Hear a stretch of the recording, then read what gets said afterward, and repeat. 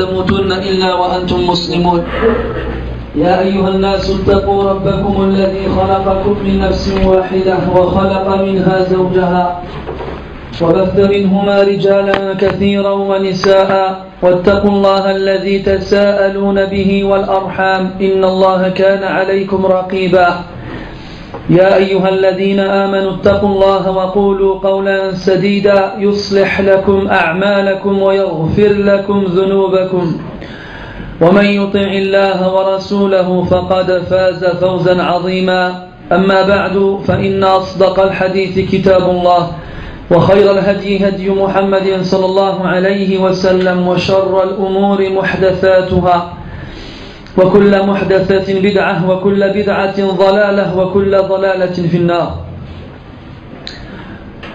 وبعد mes frères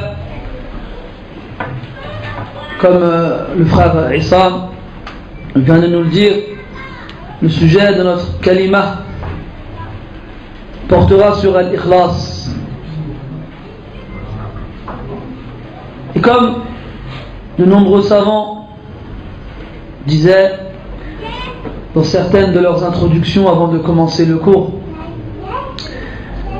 comme je vous l'ai dit tout à l'heure aussi avant de commencer le premier cours, il y a des sujets desquels on fuit, des sujets qu'on aime lire et étudier, mais qu'on n'aime pas traiter devant les autres. De peur tout simplement d'être totalement à l'opposé des choses qu'on va dire. C'est comme si on amenait quelqu'un d'avare pour parler de la générosité. C'est comme si on amenait quelqu'un de lâche pour parler du courage.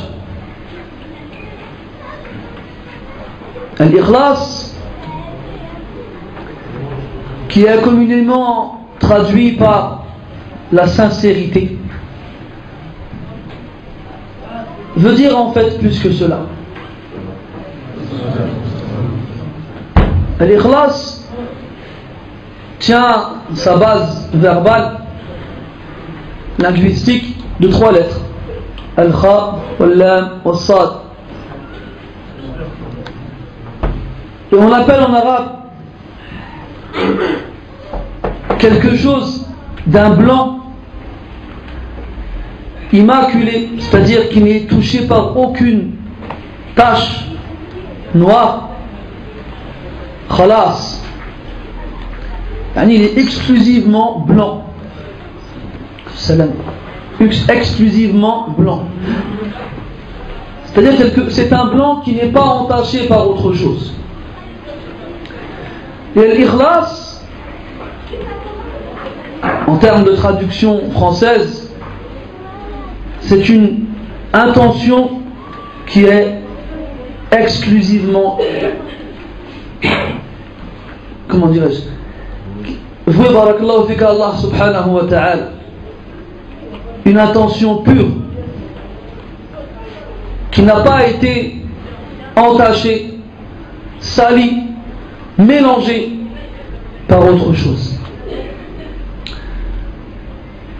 Notre minhaj, la voie que l'on suit, c'est celle des pieux prédécesseurs. Et ils sont bien entendu plus aptes que nous à définir ce genre de mots. Comment le définissait-il? Abu Uthman al-Maghribi rahimahullah disait: Al-Ikhlas نسيان رؤية الخلق بدوام النظر إلى الخالق. نسيان رؤية الخلق, c'est d'oublier le regard des créatures. بدوام النظر إلى الخالق, en regardant toujours le Créateur.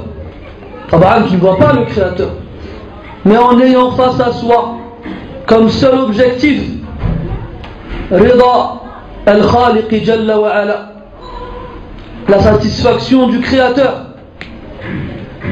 et en oubliant le regard des créatures sur soi.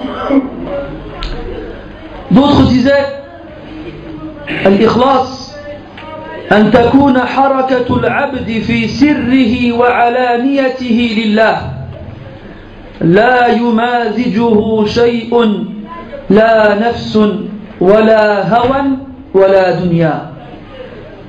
Il disait al-Ikhlas, c'est que tous les mouvements du serviteur, qu'il soit seul ou en public, soient pour Allah. Et que rien ne se mélange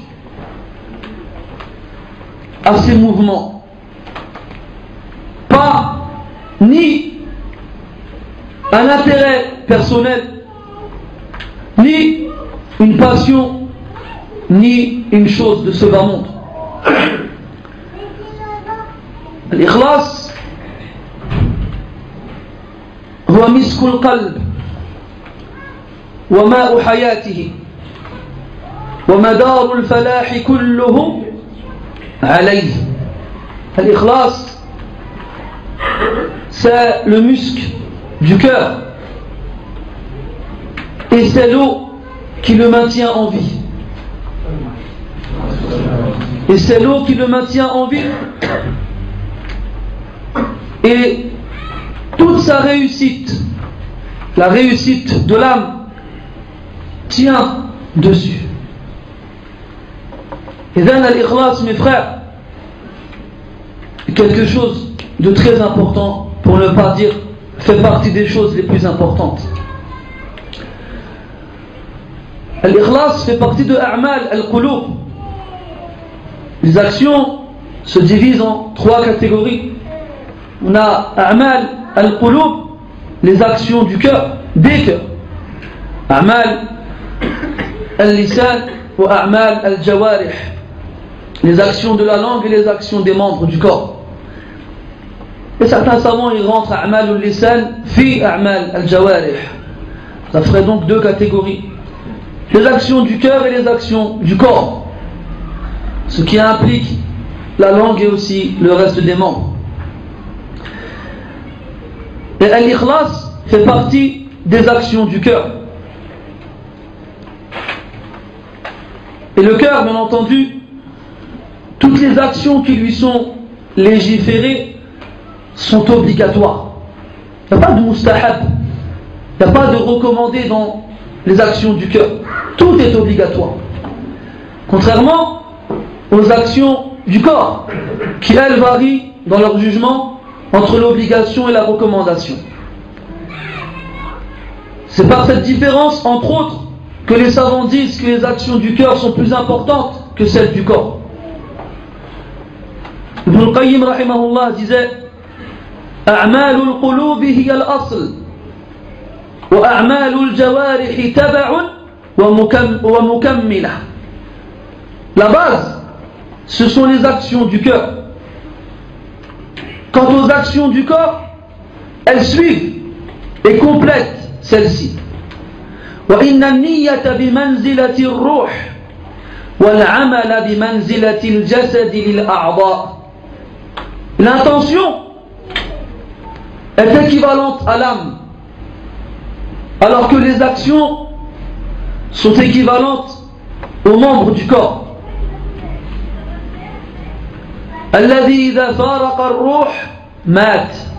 Ce corps qui, lorsqu'il est séparé de l'âme, meurt.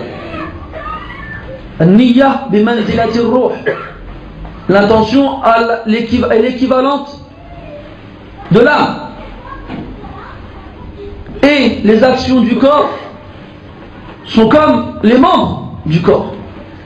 Ce corps-là, qui lorsqu'il est séparé de son âme, il meurt. Ce qui veut dire que des actions sans une bonne intention est comme un corps sans âme, un corps mort. فمعرفة أحكام أعمال القلوب أهم من معرفة أحكام الجوارح.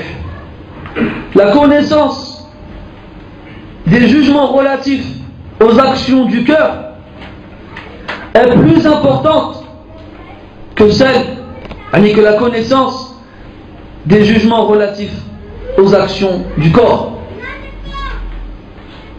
Le fiqh, la jurisprudence, nous explique les actions du corps. Et dans l'aqidah, on apprend les jugements des actions du cœur. Comme Cheikh l'Islam Muhammad ibn Abdel Wahhab rahimahullah, il fait référence dans l'usul al-thalatha yarhamukallah et d'autres de ses ouvrages, ainsi qu'Ibn al-Qayyim rahimahullah kadalik dans Madarij al-Salikin et d'autres de ses ouvrages, et bien entendu de nombreux savants. L'ikhlas a une place très importante, comme on vient de le stipuler, car d'après elle, la réalité de ta pratique religieuse sera fixée. D'après elle, la réalité de ta pratique religieuse sera fixée. Et personne n'ignore que l'ikhlas est une des deux conditions de l'acceptation des actes. Une des deux conditions de l'acceptation des actes.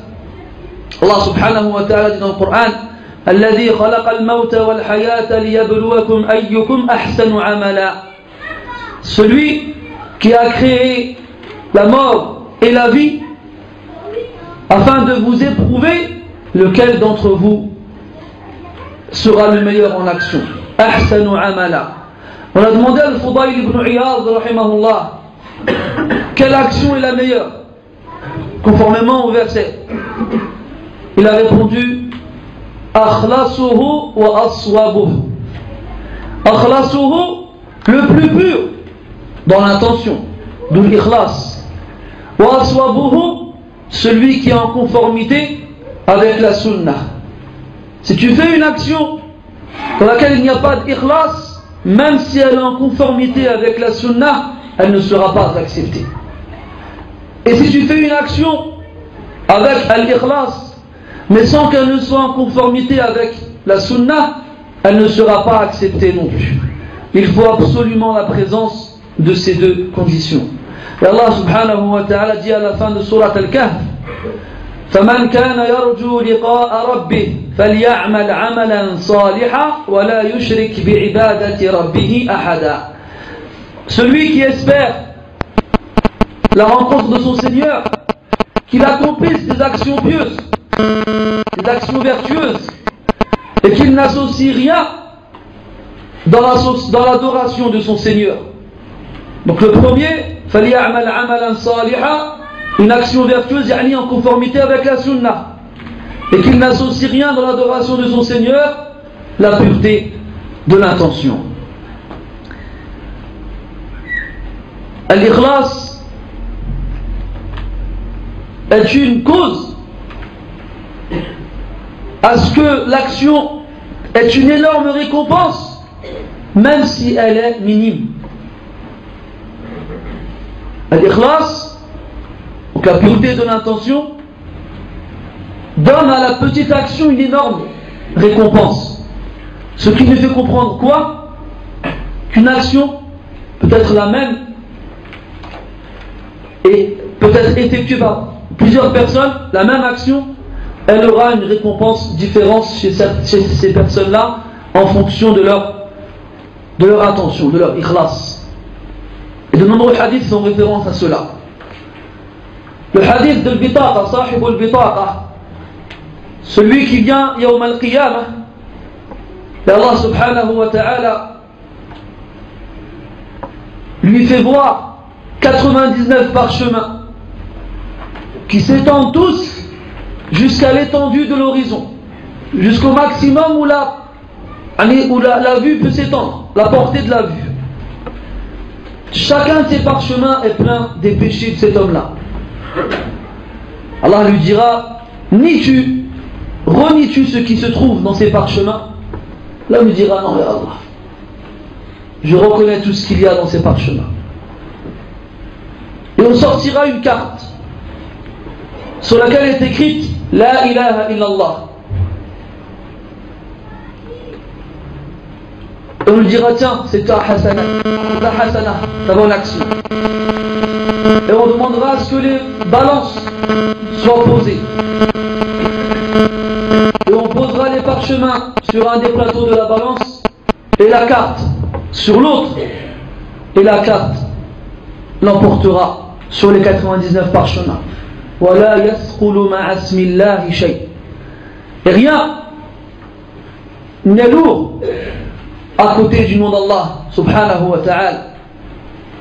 Et ce hadith, comme dit Ibn Taymiyyah rahimahullah, concerne celui qui a dit la ilaha illallah mukhlisan, avec la pureté de l'intention.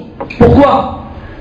Parce qu'on sait que ahlul kaba'ir min ummatina sayadkhuluna jahannama hinan min ad-dahri thumma yukhrajuna minha wa yulhaquna bi ahli al-jannah.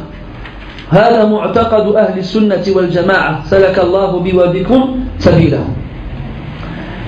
Pourquoi? Parce qu'on sait que les gens qui ont accompli des grands péchés dans cette communauté disent la ilaha illallah. Et pourtant ils iront en enfer un certain temps pour expier leurs péchés et après ils en seront sortis et rejoindront les gens du paradis. Ceci est la croyance des gens de la Sunna. Qu'Allah fasse qu'on suive leur chemin jusqu'à la mort. Et pourtant ils disent la ilaha illallah. Mais ils iront en enfer. C'est quoi la différence entre eux et celui-ci, Sahibul Bitaqa? C'est que lui il l'a dit avec ikhlas. Il l'a dit avec la pureté de l'intention. Deuxième hadith, le hadith de cette femme, cette bari, cette prostituée qui a abreuvé un chien, qui a trouvé un chien assoiffé et qui lui a donné à boire. Et Allah Azza wa Jal lui a pardonné. Et par rapport à cette action, est-ce qu'on va prendre de ce hadith un hukm am, yani un jugement général, comme quoi toute prostituée qui abreuve un chien assoiffé, Allah lui pardonne? Là. Là, non. C'est quoi la différence entre celle-ci et une autre? C'est l'ikhlas. Quelle intention elle avait en abreuvant ce chien? Action qui aux yeux des gens peut paraître dérisoire et n'avoir strictement aucun intérêt, voire aucune valeur. Mais de par la pureté de l'intention, Allah Azza wa Jal lui a donné une récompense immense. Kadalik, le hadith de l'homme qui a trouvé sur la voie publique une branche épineuse. Rosnu Shawk, une branche épineuse, et il l'a repoussée afin que les gens qui empruntent cette voie-là soient préservés du mal de cette branche-là. Et Allah Azza wa Jal shakara lah wa ghafara dhanbah. Allah Azza wa Jal l'a récompensé pour cet acte et lui a pardonné ses péchés. Donc ces exemples-là, Ibn Taymiyyah rahimahullah nous dit qu'il prouve que l'action, malgré sa taille, malgré le fait qu'elle puisse être négligée dans le regard des autres, en fonction de l'intention qu'on aura, alors Allah subhanahu wa ta'ala donnera une récompense plus ou moins différente. Et ça s'appelle tafadul al-iman. يعني الإيمان يتفاضل بتفاضل ما في القلوب. La foi sera plus ou moins meilleure d'une personne à une autre par rapport à la différence des cœurs et de ce qu'il contient, de ce qu'ils contiennent. C'est pour ça qu'on a demandé à un salaf, قيل لأحد السلف ما بال كلام السلف أنفع من كلامنا. Comment se fait-il que la parole des pieux prédécesseurs est plus profitable que la nôtre? Il a répondu rahimahullah لأنهم تكلموا لعز الإسلام ونجاة النفوس ورضا الرحمن ونحن نتكلم لعز النفوس وطلب الدنيا ورضا الخلق. Il a répondu, et ça c'est une chose que personne ne niera, Salaf rahimahumullah disaient des paroles énormément utiles et profitables malgré leur minorité, des phrases courtes, des phrases simples mais très fortes dans leur impact et leur sens. Nous on parle pendant des heures, on est fort pour vous faire rire, vous parler de tout et de n'importe quoi, mais est-ce que nos paroles ont cet impact? Est-ce que nos paroles sont aussi profitables? Là. Pourquoi? Parce que quand eux ils parlaient, c'était dans le but de montrer la puissance de l'islam et sa force. C'était dans le but de sauver leurs âmes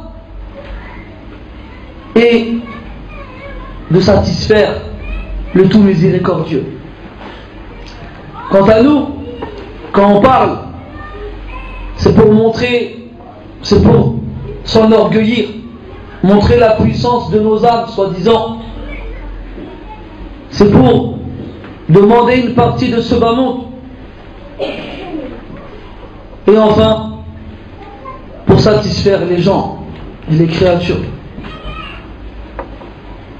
On a demandé à l'imam Ahmad rahimahullah. سئل الإمام أحمد رحمه الله عن الصدق والإخلاص فقال بذلك ارتفع القوم. On a demandé à l'imam Ahmad rahimahullah, que dis-tu sur la véracité et la pureté de l'intention? Il a répondu, c'est par cela que les gens ont été élevés. De qui parlait-il? Des Sahaba radiyallahu anhum. Et de ceux à qui Allah a rendu leur récit immortel et éternel. Ces gens-là, qu'est-ce qui a fait qu'ils étaient au-dessus des autres? Sidquhum wa ikhlasuhum. Leur véracité et la pureté de leur intention. Ils ne recherchaient pas un privilège dans ce bas monde. Ils ne s'intéressaient pas à la satisfaction des gens et ne portaient aucun intérêt à son âme. Ce qui comptait, c'était ce qu'Allah Azza wa Jal, c'était comment Allah subhanahu wa ta'ala le considérait. Et sachez que l'ikhlas, il n'y a pas de façon précise qui nous explique comment la voir. Qu'est-ce que ça veut dire? Très souvent les gens viennent demander aux savants, ils viennent demander aux imams, ils viennent demander aux gens comment avoir un ikhlas. Il y a un shir qui m'a plu quand on lui a posé la question. Ils ont dit Kayfa at-tariq li tahqiq al-ikhlas. Il a souri, il a dit Yujibukum al-mukhlisun ana la adri.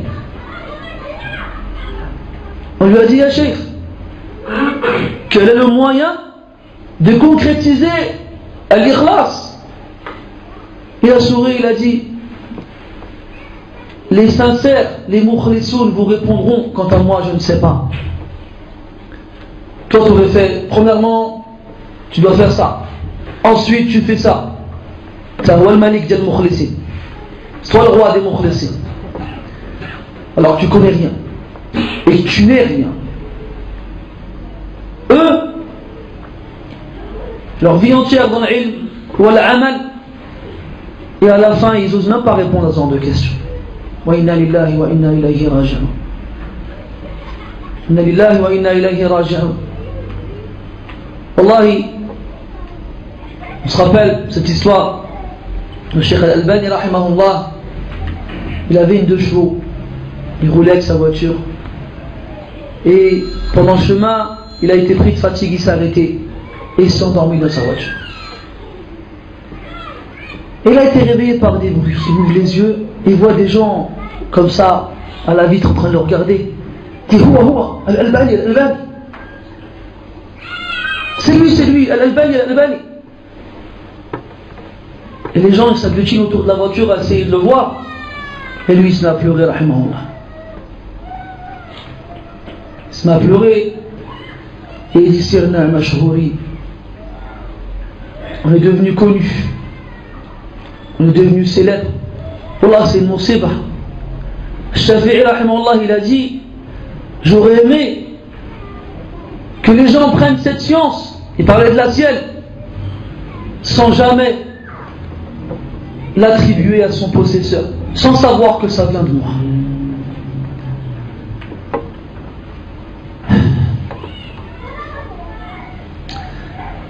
Al-Muhim, beaucoup de gens ils viennent et ils demandent comment faire pour avoir al-ikhlas. Et nous tous ici on se pose cette question. Est-ce qu'on est mukhlisin? Est-ce qu'on a l'ikhlas?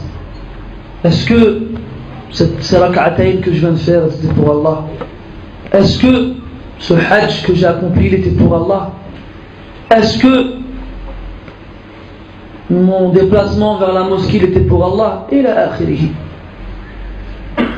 Et sachez que Salaf a dit Wasmuhu at-Tusturi rahimahullah, on lui a demandé Ayyu shay ashaddu ala an-nafs, quelle est la chose la plus difficile pour l'âme? Il a répondu al-ikhlas, لأنه ليس لها فيه نصيب لأنه ليس لها فيه نصيب. C'est l'ikhlas. Pourquoi? Parce que l'âme elle n'a aucune part dessus, elle n'a aucune emprise dessus. Ne crois pas que tu es ainsi, tu te dis bon là c'est bon je suis mukhlis et puis tu vas. C'est pas comme ça l'ikhlas. L'ikhlas c'est un tawfiq min Allah subhanahu wa ta'ala.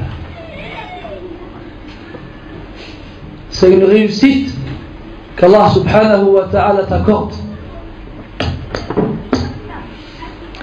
On a demandé à Sufyan al-Thawri rahimahullah. Sufyan al-Thawri rahimahullah il a dit Ma alajtu shay'an ashadda ala nafsi min niyyati innaha tataqallabu alay innaha tataqallabu alay. Il a dit je n'ai pas travaillé mon âme sur une chose aussi difficile que mon intention, car elle ne cesse de se retourner contre moi. Elle ne cesse de se retourner contre moi. Au début, tu dis c'est pour Allah. Tu dis Allah Akbar. Et quelqu'un il passe. Et là dans ta tête, ça fait un tour. C'est pour lui. C'est pour Allah, je ne sais plus. Et là, les gens qui sont touchés par le waswas, ils arrêtent de prier. Et ça, c'est l'erreur. Ça, c'est l'erreur. N'écoute pas ces voix qui tournent dans ta tête. Et dis-toi qu'Allah Azza wa Jal, c'est lui qui t'accorde la réussite. Fais l'action et combat ton âme.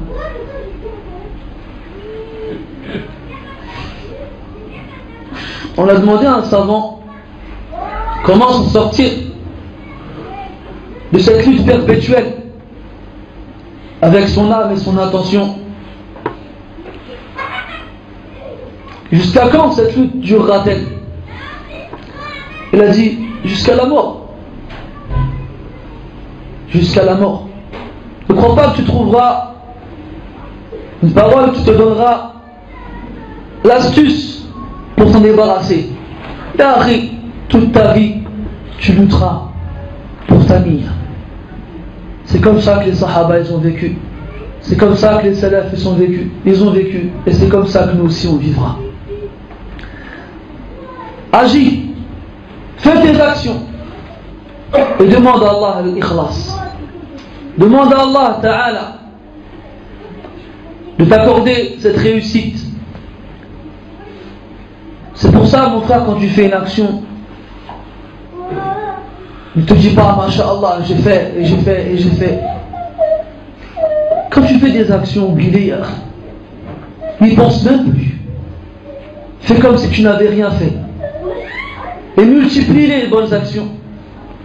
Peut-être que dans tout ça, Allah il t'aura accepté quelque chose. Parce que cette fois-là, tu auras été meilleur que dans les autres.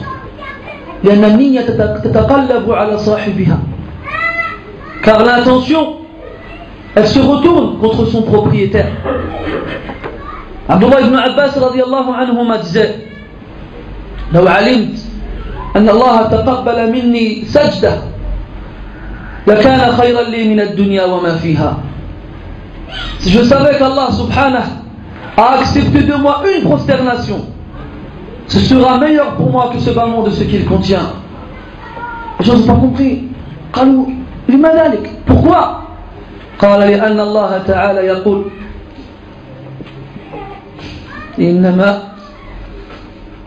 إنما يتقبل الله من المتقين. إنما يتقبل الله من المتقين. Allah n'accepte que de la part de ceux qui craignent. Allah n'accepte que de la part de ceux qui sont pieux. Dit que si Allah subhanahu accepte de ta part une action, فأبشر فأنت من المتقين. ولكن أنى لك معرفة ذلك. Si Allah accepte de ta part une adoration, alors réjouis-toi, tu fais partie des pieux. Mais comment sauras-tu si Allah il a accepté cette action? C'est pour ça que certains savants appellent Yawm al-Qiyamah le jour des surprises, des bonnes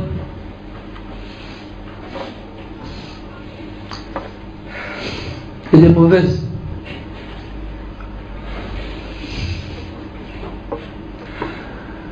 يوم تبلى السرائر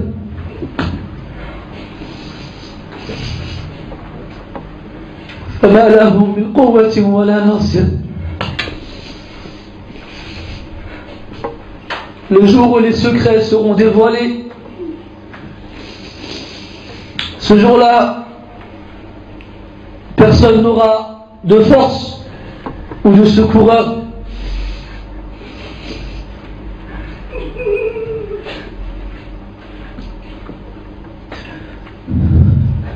Quand tu fais des actions, n'y pense plus. Celui qui pense aux actions qu'il a faites, il se repose dessus. Il se dit: c'est bon, moi j'ai fait le Hajj, c'est bon, j'ai fait le Ramadan, c'est bon, j'ai lu le Coran, c'est bon, j'ai fait, c'est bon, j'ai fait. Et après, Shaitan, il le trompe en ouvrant une porte de c'est bon, j'ai fait. Et ça le ralentit dans l'accomplissement de nouvelles actions. Les salaf, rahimahumullah, ne se rappelaient de leurs bonnes actions que sur leur lit de mort. Dans quel but? Dans le but de mourir en ayant une bonne opinion d'Allah subhanahu wa ta'ala.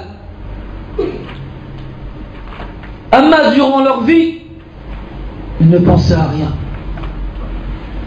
Ils faisaient les actions sans penser à celles qui ont précédé. Nous on ne fait rien et on dirait ça y est, on a reçu notre livre dans la main droite, on est passé sur le pont et on est entré au paradis.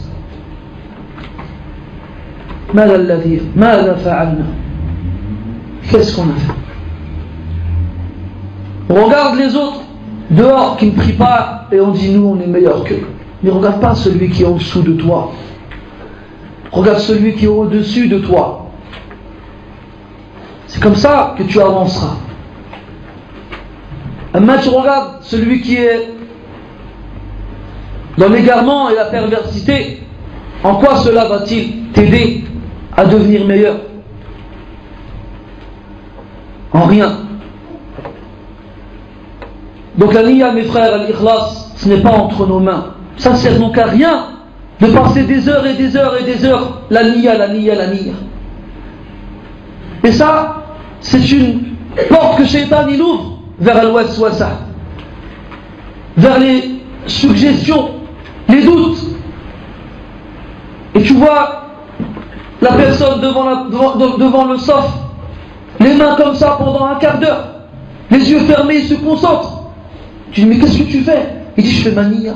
Subhanallah, tu es venu à la mosquée à l'heure de l'Asr, tu as la niya de faire la prière de l'Asr. Lui il croit qu'il faut qu'il dise dans sa tête je vais faire l'Asr. C'est comme quand le soir tu règles ton réveil pour faire salat subh, et qu'à l'heure de subh tu éteins ton réveil et que tu vas faire les ablutions, tu as la niya de faire subh. C'est des choses qui se font instinctivement. العلماء يقولون أن النية تميز بين العبادات التي قد تكون من جنس واحد وهيئة واحدة. Donc l'intention elle sert à deux choses. Tamyiz, à distinguer pour qui on fait l'action, pour Allah subhanahu wa ta'ala ou autre. Et deuxièmement, à distinguer les actions les unes des autres. Exemple, salat al-dhuhri wa salat al-asr. Dans la hay'a, c'est la même chose. Dans la forme, c'est la même. 4 raka'at à voix basse, avec 2 tashahhud. Qu'est-ce qui va distinguer al-dhuhr de l'asr? C'est la niya. Et les savants disent لو كلفنا الله عملا بلا نية لكان من العمل ما لا يطاق. Si Allah nous avait imposé une action sans avoir d'intention, ça aurait été imposer un poids à quelqu'un qu'on ne peut porter. Tu ne peux pas ne pas avoir d'intention, c'est impossible. Tu n'es pas un robot, une carcasse vide. Tu as un esprit, tu penses, tu réfléchis. Donc tous ceux qui sont touchés par ces calamités, al-waswasa, qu'ils les chassent et qu'ils les repoussent et qu'ils se disent qu'ils ne craignent pas Allah subhanahu wa ta'ala plus que le prophète sallallahu alayhi wa sallam, et ainsi que les sahaba radiyallahu anhum qui eux ne faisaient pas cela. Toi la niya, elle va te servir à déterminer l'action et à déterminer pour qui tu l'as fait. Allah azza wa jalla. Maintenant, elle n'est pas entre tes mains. L'ikhlas n'est pas entre tes mains. Dans tes sujoud, dans tes khalawat, quand tu es seul, dans tes invocations, demande à Allah l'ikhlas tout le temps. Tout le temps. Et fais confiance à Allah subhanahu wa ta'ala et œuvre. Fais le plus possible. Et ne dénigre aucune action. Regarde les 3 personnes dont on a parlé tout à l'heure. Sahibul bitaqa, celui qui a la carte. La prostituée est l'homme qui a débarrassé la voie d'une branche. La tahqiranna min al-ma'ruf shay'a walau an talqa akhaka biwajhin taliq. Ne dénigre rien du bien, ne serait-ce que rencontrer ton frère avec un visage radieux. Toutes les actions avec lesquelles tu peux te rapprocher d'Allah subhanahu wa ta'ala et tu peux espérer par celle-ci atteindre al-ikhlas, accomplis-les. Et ne dénigre rien. Ne dénigre rien. Des bonnes actions. Et après qu'on ait vu que les salaf rahimahumullah nous ont expliqué que l'ikhlas n'était pas entre tes mains et que ton âme n'avait pas d'emprise dessus, mais c'était un tawfiq de la part d'Allah subhanahu wa ta'ala. Sachez qu'un des meilleurs moyens d'estimer, atteindre ce degré, c'est de se cacher le plus possible pour faire ces actions-là. De s'éloigner de riya, de s'éloigner de l'ostentation. Et sachez que celui qui fait de l'ostentation, tôt ou tard, ça se retourne contre lui.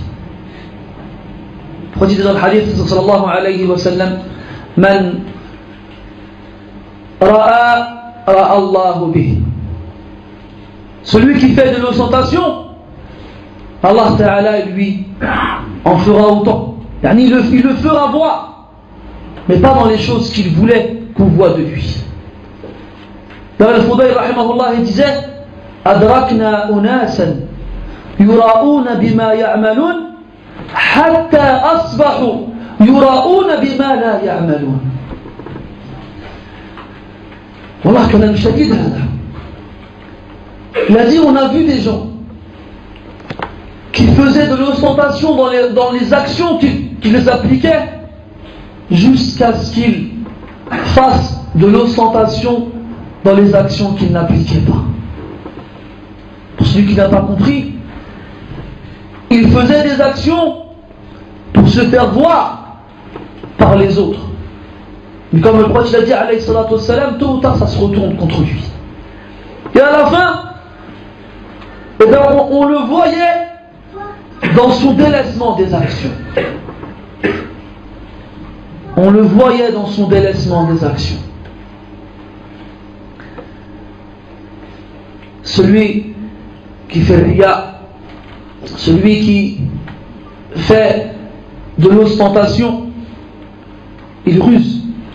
Et comme Allah Ta'ala dit وَيَمْكُرُونَ وَيَمْكُرُ اللَّهُ وَاللَّهُ خَيْرُ الْمَاكِرِينَ. Et il ruse, et Allah aussi ruse. Et Allah est le meilleur de ceux qui rusent. Alors les salaf rahimahumullah, wallahi, je te jure, des fois tu lis leurs histoires et t'es perplexe. T'es comme ça devant le livre et tu dis subhanallah. Comme il disait même Ahmad rahimahullah, بهذا ارتفع القوم بصدقهم وإخلاصهم يرحمك الله. Dans leur véracité et leur ikhlas, c'est comme ça qu'ils ont été élevés. إن الله يرفع بهذا الكتاب أقواما ويضع به آخرين. Allah il élève avec ce livre des gens et il en rabaisse avec d'autres. Regarde les livres d'histoire. Tu as déjà trouvé toi un athar où on parle en mal de Ayyub al-Sikhtiyani, de Rabi' ibn Khuthayn, de Muhammad ibn Sirin? Là, on ne parle d'eux qu'en bien. Et chaque fois qu'on cite leur nom, c'est pour parler de leurs actions. Et quand on cite leur nom, on demande à Allah qu'il leur fasse miséricorde. Les savants ils disent qu'un des signes de l'ikhlas, c'est dawamu dhikri al-amili ba'da mawti. C'est le fait qu'on continue à citer cette personne même après qu'il ne meure. Des fois c'est un siècle, des fois c'est 2 siècles, des fois c'est des siècles. Et pourtant, on cite les actions dans lesquelles ils ont tout fait pour être à l'abri des gens, des yeux des gens. Mais Allah subhanahu wa ta'ala, il a fait que quelqu'un vienne et les voie sans que eux ne s'en rendent compte, pour que on parle d'eux après leur mort. جزاء لما قاموا به من إخفاء أعمالهم طلبا منهم لرضا الله سبحانه وتعالى لا غيره. En rétribution, en récompense de leur action, du fait que eux ils aient essayé de cacher leur action pour Allah, en se disant il n'y a qu'Allah qui me voit, personne d'autre. Ben Allah il a fait que cette action elle soit vue par quelqu'un et qu'après elle soit citée, racontée, et que nous aujourd'hui, des siècles plus tard, on en parle encore. Et wallahi, t'es perplexe, t'es comme ça devant le livre et tu dis subhanallah. Ayyub al-Sikhtiyani rahimahullah kana yaqumu al-layla kullah, il passait la nuit entière en prière. فيخفي ذلك, en faisant attention à ce que personne ne le voit. فإذا كان الصبح رفع صوته كأنه قامت من تلك الليلة. Et lorsque le matin arrivait, il élevait sa voix comme s'il venait de se réveiller. que les gens croient qu'il venait de se réveiller, pour ne pas qu'ils pensent qu'il avait passé la nuit en prière. وكان ابن أبي ليلى إذا دخل أحد وهو يصلي اضطجع على فراشه. Ibn Abi Layla, il priait la nuit, et lorsque quelqu'un rentrait, il s'allongeait sur son lit. Il attendait qu'il parte, et il se relevait et il priait à nouveau. Il ne voulait pas qu'on le voie prier. Il ne voulait pas. Ibn Aïcha, rahimahullah, disait: سمعت أهل المدينة يقولون ما فقدنا صدقة السر حتى مات علي بن الحسين. Nous n'avons perdu l'aumône cachée que lorsque mourut Ali ibn al-Hussein. C'est quoi l'aumône cachée? Tous les matins, toutes les nuits, Ali ibn al-Hussein, rahimahullah, il passait dans les rues avec un sac dans lequel il y avait des provisions, et il posait des sacs devant la porte des gens qu'il connaissait comme étant pauvres. Et eux, tous les matins, en ouvrant la porte, ils trouvaient la sadaqa. Et ils n'ont jamais su c'était qui leur faisait cette sadaqa. Jamais. Quand est-ce qu'ils ont su que c'était lui? Parce que quand il est mort, plus personne ne venait donner ces sacs-là. Alors ils ont fait lien. Nous n'avons perdu l'aumône cachée que lorsque mourut Ali ibn al-Hussein, rahimahullah. Une des servantes de Rabi' ibn al-Khuthayn, rahimahullah, disait que tout ce que Rabi' ibn al-Khuthayn accomplissait, il le faisait discrètement. À un point où il lisait le Mus'haf, et lorsque quelqu'un rentrait, il le recouvrait avec son vêtement. Et après, qui c'est qui lit pas le Mus'haf? Tout le monde lit le Mus'haf. Est-ce que toi tu vas t'arrêter sur quelqu'un qui lit le Mus'haf? Là, tu vas trouver ça normal. Lui-même, dans les actions qui pouvaient paraître anodines aux yeux des gens, dans lesquelles les gens ne feraient pas d'ostentation, dans lesquelles les gens ne chercheraient pas à se faire voir, lui il ne voulait pas qu'on le voie. Il lisait dans le Coran, et lorsque quelqu'un rentrait, il cachait le Coran avec ses vêtements pour ne pas qu'on voit le Mus'haf entre ses mains.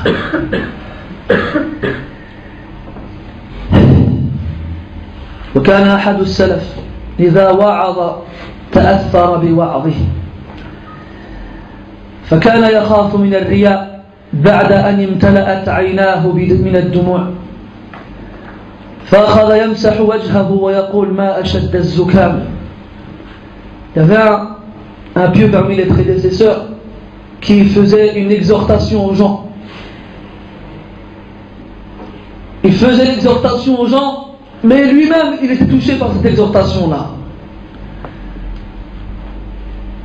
Alors lorsqu'il sentait ses yeux se remplir de larmes, il s'essuyait le visage ou bien se mouchait et disait: qu'est-ce que le rhume est dur cette année, pour faire croire aux gens que ces larmes qui arrivent à ses yeux et son nez qui se met à couler étaient le fruit du rhume. Et le Hassan al-Basri rahimahullah disait: إن كان الرجل ليجلس بالمجلس فتجيئه العبرة أو فتجيئه عبرته فيردها فإذا خشي أن تسبقه قام. Al-Hassan al-Basri rahimahullah disait qu'il y avait des hommes qui s'asseyaient dans une assise et qui sentaient les larmes monter, qui sentaient les larmes qui voulaient couler à flot. Alors il la repoussait du plus qu'il ne pouvait. Et lorsqu'il craignait qu'elle le batte, il se levait et il partait, pour ne pas que les gens le voient pleurer. Toi aujourd'hui, tu pleures et tu penses au hadith directement. Le hadith qui dit qu'il y a des yeux qui toucheront jamais l'enfer. Et ça ça y est, tu dis c'est bon, j'ai un de ces yeux-là, j'ai pleuré. Comme si tu étais sûr que ces larmes qui ont coulé de tes yeux étaient pour Allah Azza wa Jalla. Je sais pas. Il y a des gens qui ont la larme facile. Il y a des gens qui pleurent facilement. Tu vas lui dire un tel il est mort, il va pleurer, même s'il ne le connaît pas. Il y en a qui pleurent pour un oui, pour un non. Donc même si tu vois quelqu'un pleurer, ne te dis pas ah masha'Allah, il pleure. Tu sais pas quel goût ont ces larmes. Est-ce qu'elles sont sucrées ou bien est-ce qu'elles sont amères? Et celui même là qui pleure, il est incapable de te dire pourquoi. Il est incapable de te dire que ces larmes qui coulent de ses yeux, elles coulent pour Allah subhanahu wa ta'ala. Et les salafs, subhanallah, quand ils pleuraient, même ça ils essayaient de le cacher. Même ça ils essayaient de le cacher. Muhammad ibn Wasi' rahimahullah disait qu'il y avait un homme qui dormait à côté de sa femme et qui avait trempé son coussin de larmes sans qu'elle ne se rende compte. Et un autre qui pendant 20 ans à la mosquée, dans le rang pendant la prière, pleurait, et celui qui était à sa droite ou à sa gauche ne le sentait même pas. Il disait il y a des gens dont même les personnes les plus proches d'elle, d'eux, ne savaient pas qu'est-ce qu'ils faisaient. Il y avait des salafs qui ont jeûné pendant 20 ans sans que leur femme ne le sache. Ils prenaient le repas que leur femme leur préparait le matin, ils le donnaient en sadaqa à un pauvre, et ils allaient travailler, et rentraient le soir, et mangeaient al maghrib, sans que leur femme ne sache qu'ils ont jeûné.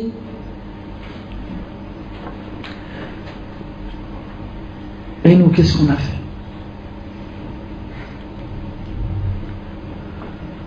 Il y a un salaf, il a dit, voilà, des fois tu lis des livres, on dirait il y a une main, elle sort, elle te met une gifle, et elle retourne dans le livre. Et subhanallah, des paroles très dures, qui font mal, qui ont été dites par des personnes pieuses. Comme أعربنا بالقول وأخللنا بالعمل حتى أصبح إخلاصنا يحتاج إلى إخلاص. أعربنا بالقول, c'est-à-dire on dit tout haut, on parle sans aucun problème, devant tout le monde. La parole elle est présente. وأخللنا بالعمل, mais il manque les actions. À un point où notre ikhlas a besoin lui-même d'un ikhlas.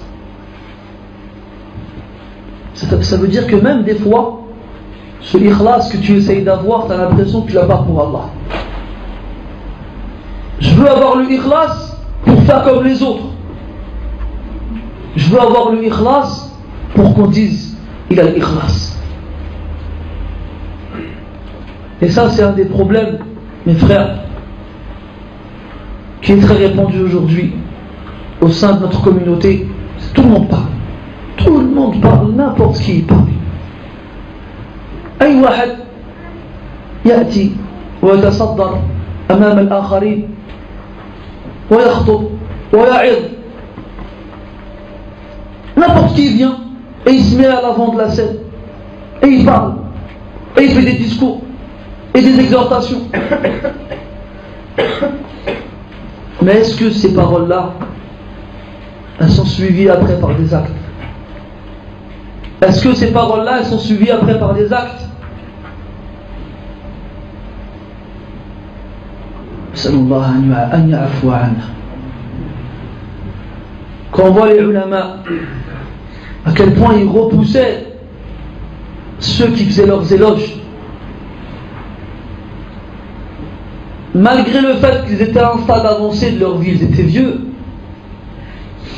On a tous en tête ce souvenir où Cheikh Al-Uthaymin rahimahullah était invité à une conférence qu'il allait donner à des médecins, à un corps médical, et il y avait un homme qui a jugé bon de le présenter.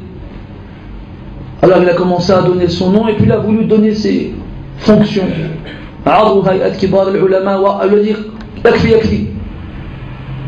Il a commencé à vouloir dire un membre du corps des grands savants et le cheikh lui a dit ça suffit, ça suffit. Alors ils lui ont dit, il a dit cheikh, il a dit cheikh, les gens ils veulent te connaître. Il a dit abadan. Il a dit et alors jamais tu dis rien. Et une autre fois il a été invité pour faire un dars et le frère, le muqaddim, le présentateur, il lui a fait une muqaddima. Le cheikh il a laissé parler. Il a fini, il le fait hada al-kalam musajjal. Est-ce que tu viens de dire c'est enregistré? Il a dit non, le cheikh. Il a fait efface tout ça. Efface tout ça. Le cheikh Abdel Baz rahimahullah,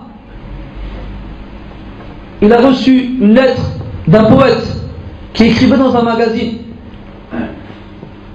dans lequel ce poète-là il a fait une poésie entière dans laquelle il fait des éloges de Cheikh Abdel Baz. Quand il a reçu la lettre et qu'on lui a lu la qasida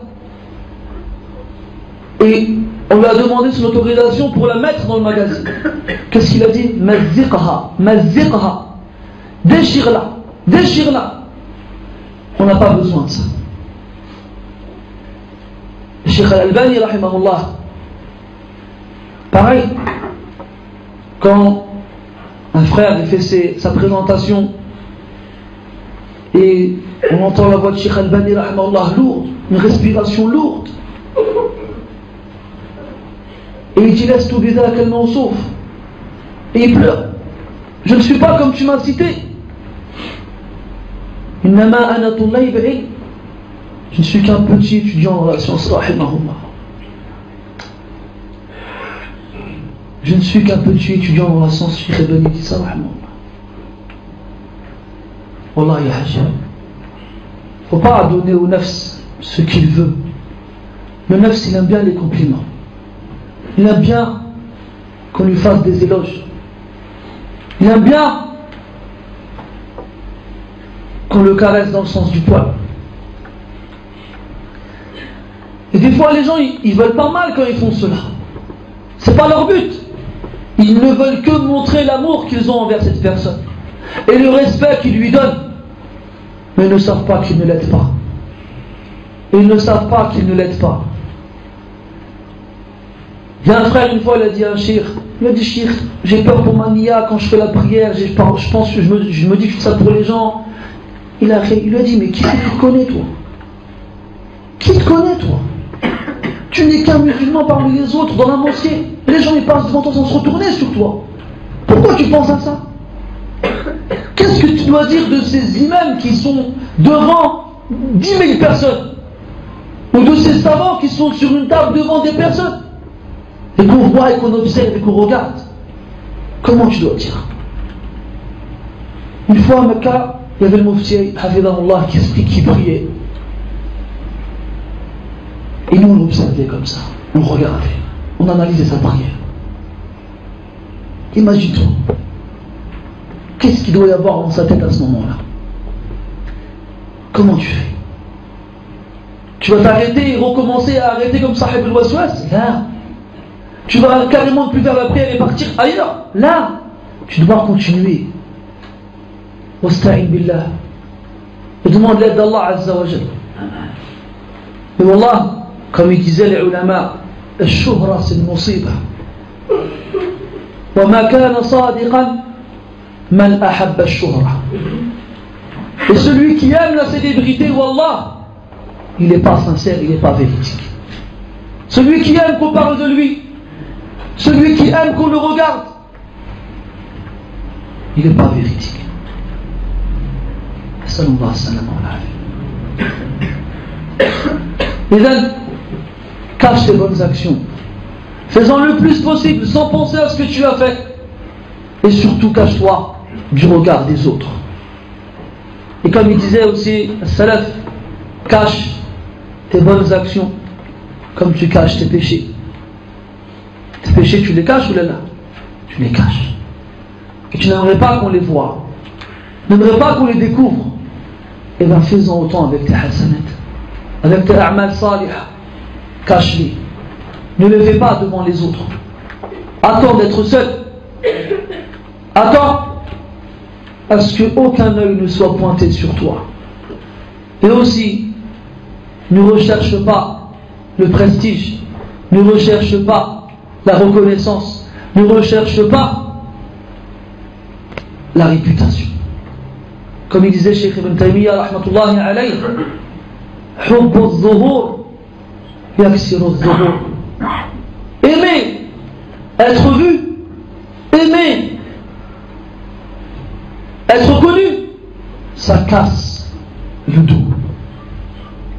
Ça casse le dos. Tu ne restes pas debout après ça.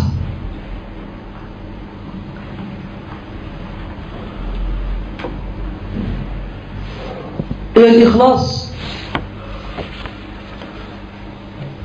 il laisse des fruits sucrés et savoureux, très nombreux. ولنذكر على سبيل المثال بعضها, et qu'on en cite certaines par exemple. L'ikhlas, la pureté de l'intention, amène au soulagement après l'affliction, à l'apaisement après la peine.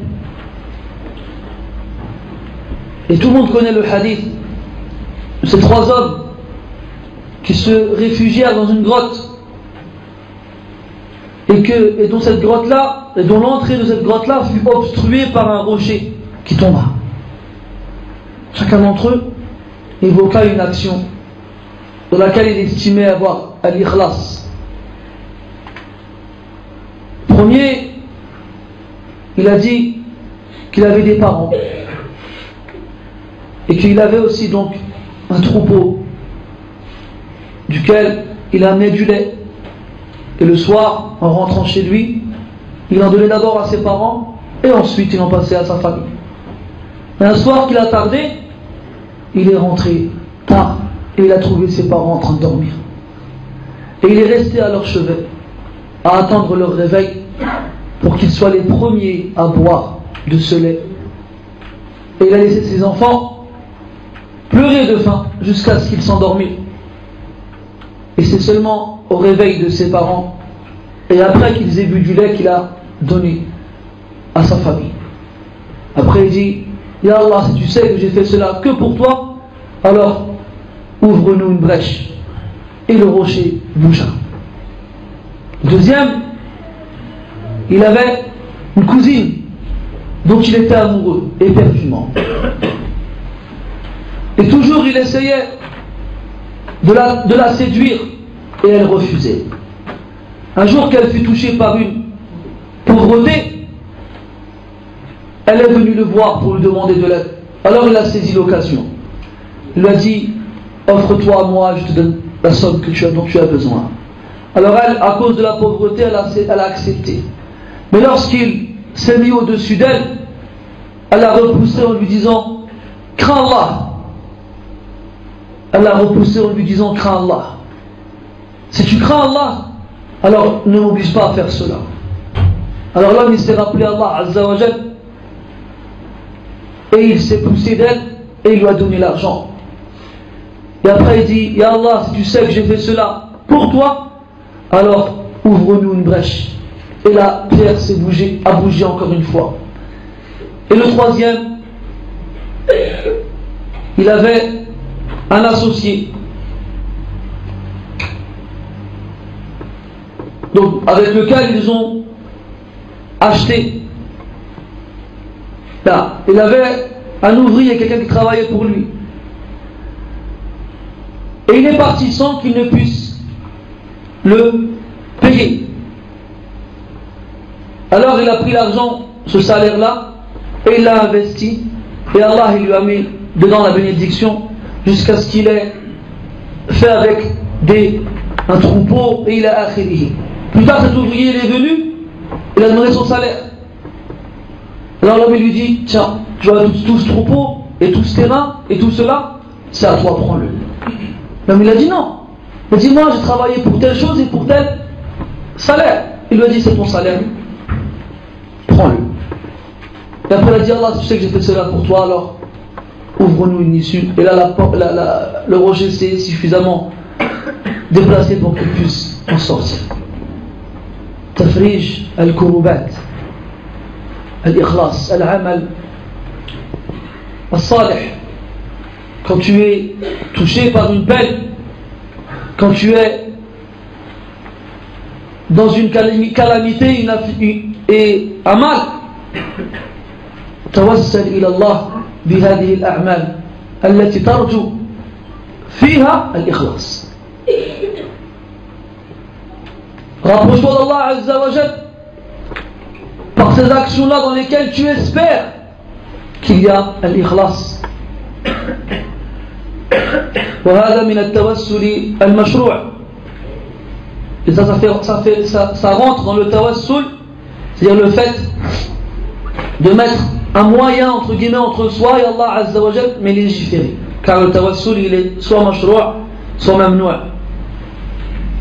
Le tawassul al-mamnou' il est entre la bid'a et le shirk. Le tawassul interdit il est entre l'innovation et l'association. Quant au tawassul légiféré, il sera soit par les noms d'Allah Azza wa Jal et ses attributs, ou soit par les actions pieuses qu'on a effectuées, ou soit par l'intermédiaire d'un homme pieux, mais vivant, c'est-à-dire à travers ses invocations. À travers ses invocations. Demander à quelqu'un de faire dua pour nous. Même si ça, il y a khilaf bayna ahli al-ilm, Ibn Taymiyyah rahimahullah, il disait que ce n'était pas une chose à faire et pas connu chez les salafs. Même si la majorité des savants voient qu'il n'y a pas de mal dans cela. Va voir un frère et tu dis, qui fait dua pour moi. Ce qu'on fait très souvent d'ailleurs. Les salafs ne le faisaient pas. Du moins très peu. Du moins très peu. Quant au hadith où le prophète sallallahu alayhi wa sallam aurait dit à Omar qui allait faire une umrah, La tansana min salih du'aik, hada hadith la yasih. Ne nous oublie pas dans tes invocations vertueuses. Il a dit ça à Omar dans le hadith, ce hadith-là n'est pas authentique. Al-Muhim, parmi les bénéfices de l'ikhlas, après tafrij, al-kurubat, al-ismatu min al-shaytan. Al-isma min al-shaytan. Que tu sois protégé de shaytan. Que tu sois protégé de shaytan. Al-shaytan, quand il a été chassé du ciel, قال ربي فبما أغويتني أو بما أغويتني لأزينن لهم في الأرض ولأغوينهم أجمعين إلا عبادك منهم المخلصين. Il a dit à Allah, comme tu m'as égaré, je leur embellirai tout ce qu'il y a sur terre et je les égarerai aussi tous, sauf tes serviteurs parmi eux, al-mukhlasin. Et Yusuf alayhi salam,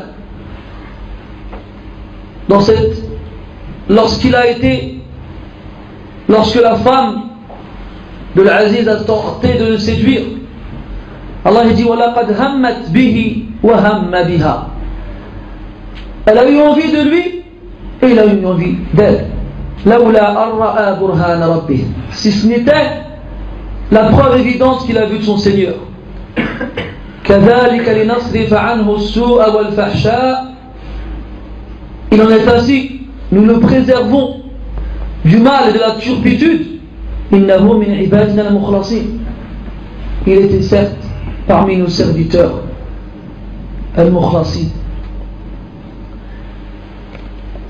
Donc le mukhlis, Allah Azza wa Jalla le préserve de shaitan, il le préserve de ses ruses et il le préserve de ses attaques.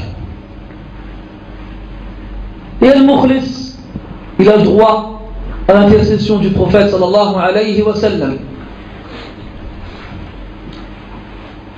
Abu Huraira radiyallahu anhu a demandé au prophète sallallahu alayhi wa sallam: Man as'adu an-nas bi shafa'atika yawm al-qiyamah. Qui parmi les gens seront les plus heureux lorsque tu intercéderas pour eux le jour du jugement? Alors le prophète sallallahu alayhi wa sallam l'a dit: je savais que si on m'interrogeait sur cela, ça aurait été toi, parmi eux, parmi les gens, tellement tu es acharné dans l'apprentissage de la science. Quand il dit ça, Abu Huraira radiyallahu anhu, il a dit, alayhi salatu wassalam: أسعد الناس بالشفاعة يوم القيامة من قال لا إله إلا الله مخلصا من قبل نفسه وفي رواية من قلبه. Celui qui sera le plus heureux à mon intercession, de mon intercession le jour du jugement, est celui qui a dit la ilaha illallah sincèrement de son cœur. Dire la ilaha illallah avec du plus profond de son cœur. Al-Muhim, les thimar sont nombreuses, les fruits sont nombreux. Et comme on l'a dit, l'ikhlas, c'est un combat qu'on mène toute sa vie. Et ne crois pas que tu t'en sortiras un jour. Je ne dis pas ça dans le but de vous décourager, là, au contraire. Ça a pour but à ce que les personnes qui sont perturbées par cela délaissent cette perturbation et qu'ils s'en remettent à Allah subhanahu wa ta'ala. C'est ça le but quand on dit cela. Toi, fais ton ijtihad, fais ton effort et mets dans ton cœur que tu fais la chose pour Allah subhanahu wa ta'ala. Et si par la suite l'intention, tu as l'impression qu'elle t'échappe, ce n'est pas ton ressort. C'est comme ça. Et toi, demande à Allah qu'il t'accepte et qu'il accepte tes actions. Et demande à Allah que le jour des surprises, le jour où les secrets seront dévoilés, eh bien, tu aies des bonnes surprises. Et justement, comme on l'a dit tout à l'heure, أصبحنا نركز على المظاهر أكثر مما نركز على البواطن. On s'est mis à insister plus sur l'apparence que sur l'intérieur. Et si on insistait autant sur l'intérieur que sur l'extérieur, peut-être que ça irait mieux. On a dit, l'homme et la femme, ils ont des secrets l'un envers l'autre. Pourquoi? Car ils ont vu de l'autre ce que personne ne voit. Après Allah tabaraka wa ta'ala. Et vous vous souvenez, l'une des dernières questions sur lesquelles on s'est arrêté, je pense même la dernière, ce frère qui, quand il est dehors, masha'Allah, et quand il est chez lui, un shaytan. Un shaytan. C'est pour cela qu'il faut faire attention à ne pas se faire des éloges exagérés. D'ailleurs, il a été légiféré par le prophète alayhi salatu wassalam à ce qu'on jette du sable au visage de celui qui complimente exagérément. Je ne veux pas de compliment, laisse-moi tranquille. Déjà, on n'y arrive pas. En plus que nous rajouter, oh mashallah akhi, laisse-moi. Je te laisse, tu me laisses. Comme il disait Ibn Jawzi, Na'am rahimahullah, il disait, Lawla sitrullah alayna lama wajada ahadan لما وجد أحد شيئا يمدح به غيره. Si ce n'était ce voile qu'Allah Ta'ala, avec lequel Allah Ta'ala cache nos péchés aux yeux des autres, personne n'aurait trouvé de quoi faire une éloge à un autre. Personne. Yarhamukallah. Personne. Donc, laissons les éloges de côté. Et même si dans certains cas, les savants ils ont dit qu'il était légiféré, même dans certains cas l'éloge était légiféré. Comme on voit le prophète alayhi salatu wassalam faire les éloges d'Abu Bakr en présence des autres, ou de Omar, ou bien des autres. Mais jusqu'à des hajj, il y a des besoins à cela. Il y a des besoins à cela. Notamment pour motiver les gens à en faire autant. Et surtout, quand on ne craint pas de la personne qui a été complimentée, qu'elle ne se fasse tromper par ce flot de compliments. Et aussi quand la personne qui fait le compliment n'a pas comme intention de soutirer un profit de la personne à laquelle elle fait ce compliment. Al-Muhim, on a vu que c'était dur d'avoir l'ikhlas. Donc qu'on s'éloigne des choses qui nous en éloignent et qu'on se rapproche des choses qui nous en rapprochent. هذا والله أعلم وصلى الله وسلم وبارك على نبينا محمد وعلى آله وأصحابه أجمعين سبحانك اللهم وبحمدك أشهد أن لا إله إلا أنت نستغفرك ونتوب إليك والحمد لله رب العالمين. بارك الله فيك.